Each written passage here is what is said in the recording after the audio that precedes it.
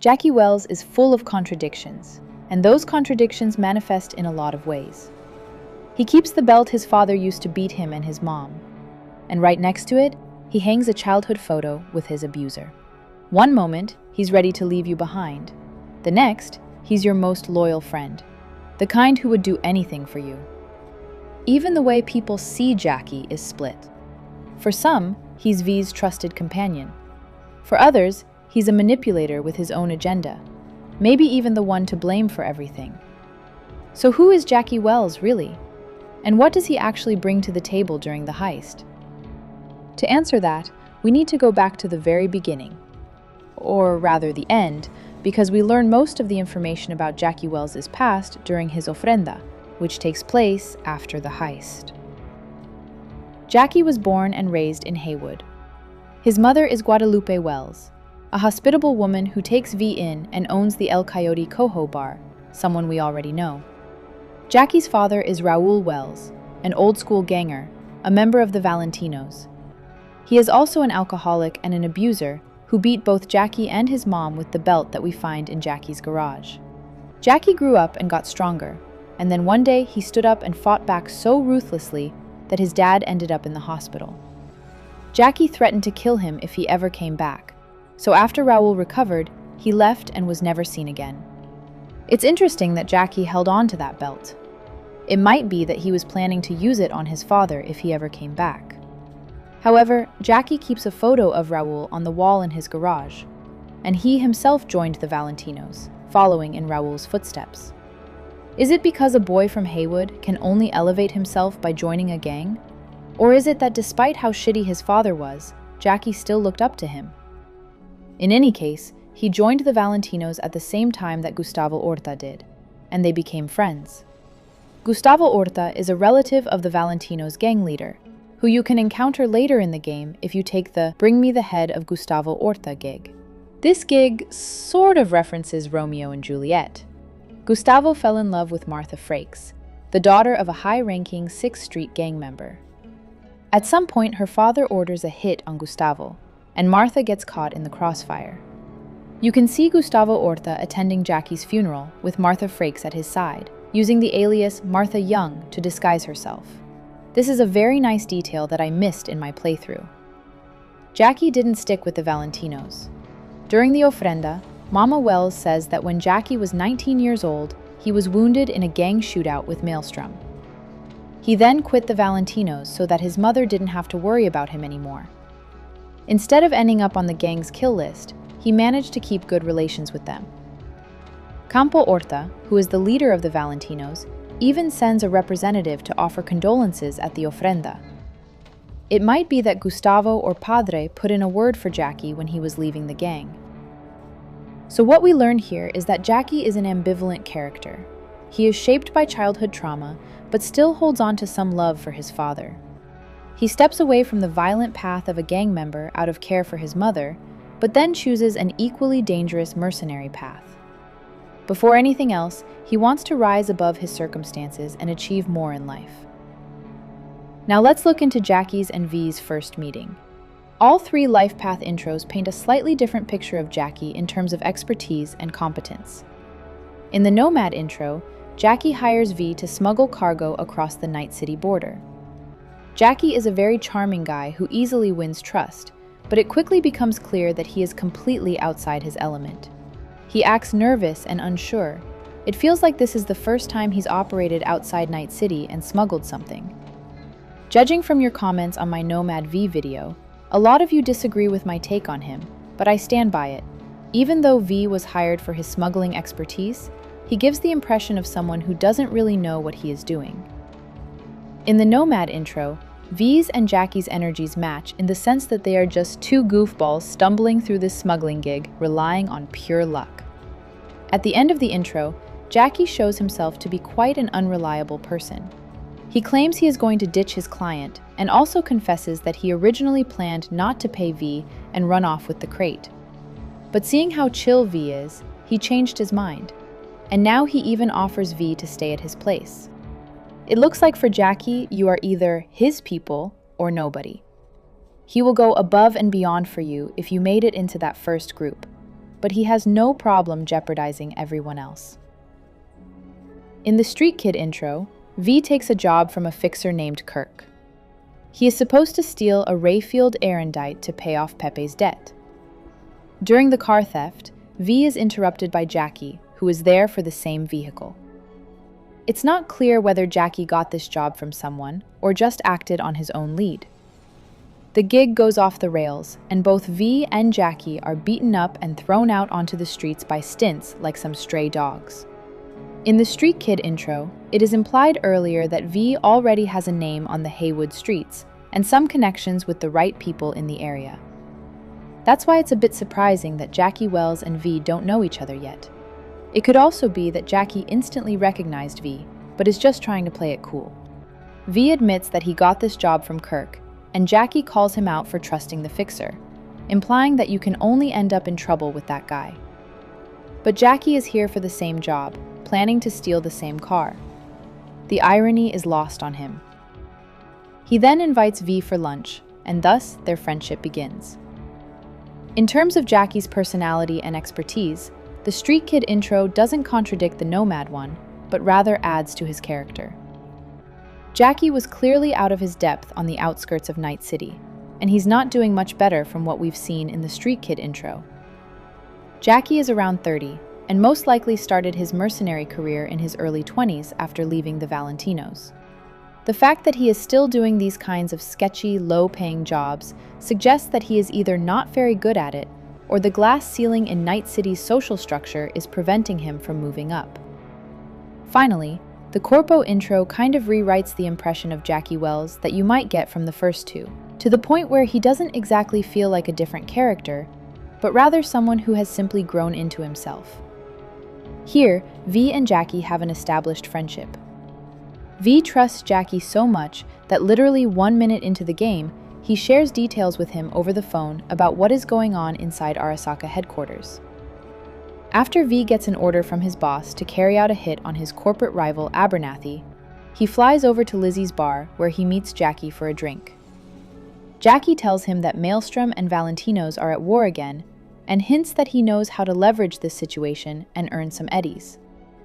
So, right from the start, Jackie comes across as an experienced mercenary who knows how to navigate street politics and take advantage of a gang standoff.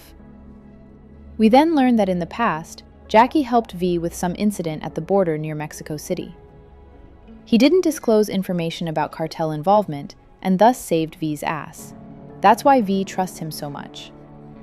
So either Jackie was hired by V to do a job, or he just witnessed something and chose to keep his mouth shut to save V, and they have been friends ever since. V then hands over the shard, and Jackie gives a pretty accurate assessment of the job, listing the things that are needed for it to succeed. He also refuses to be the one who pulls the trigger, and advises V to try and wriggle out of the job as well. The Arasaka agents show up, revoke V's corporate status, and try to abduct him, but Jackie steps in. Up to this point, there might have been a possibility that Jackie's role in Mexico City was a coincidence, that he just brags about knowing how to profit from gang wars to sound important and cool in front of a high-ranking corpo like V. His refusal to take the hit job could also be cowardice that he tries to pass off as good risk assessment.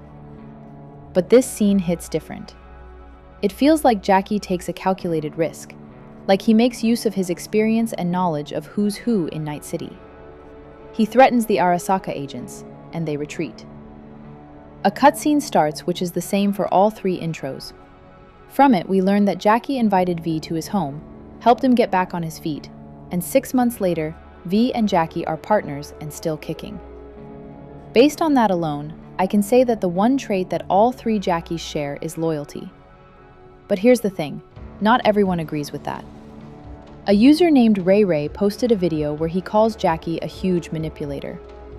I'll add a link to their video in the description. According to ReyRey, Jackie Wells only cares about his own interests and strives for fame and wealth above anything else, and is willing to exploit V to achieve this goal. Among all the evidence that supposedly points to how villainous Jackie is, ReyRey lists a number of things. For example, he says that in the Nomad intro, Jackie was planning to zero V because he didn't want to pay him. Even though Jackie obviously doesn't say anything like this, ReyRey's claim is based on the idea that we know enough about Jackie to believe he wouldn't have a problem killing someone over something so small. Especially if you take into account the Streetkid intro, where Jackie points a gun in V's face, showing once again that he has no problem pulling the trigger, and that if it weren't for his interference, V would have gotten away with the car. In the Corpo intro, ReyRey accuses Jackie of deliberately ignoring V's desperation and refusing to take part in the hit job. And on top of that, he didn't stop the Arasaka agents from robbing V, and just stood aside until the last moment. These are just some of their arguments. Go and watch the video for the rest if you're interested. ReyRey concludes that Jackie is a narcissistic asshole who is willing to shoot anybody to get what he wants, and that he was preying on a helpless and vulnerable V. My problem with this take is that it's literally not backed up by anything. In my opinion, all the evidence ReyRey lists falls apart if you think about it for longer than 5 seconds. In the Streetkid intro, Jackie points a gun in V's face. But when V doesn't immediately exit the vehicle, Jackie starts comically pulling him out of the car, losing precious time. And that's when the police show up. To me, this doesn't prove that Jackie would have definitely shot him, but rather the opposite, that he desperately doesn't want to do it. Also, V would have never gotten away with that car. In the game, you have an option to gun it, and when V tries, the car is blocked, because Kirk's skeleton key was a piece of junk from the very beginning. So this job was doomed from the start. V would have gotten caught regardless, and Jackie had nothing to do with it. And that's why the claim that Jackie definitely wanted to kill V in the Nomad intro doesn't hold up for me either.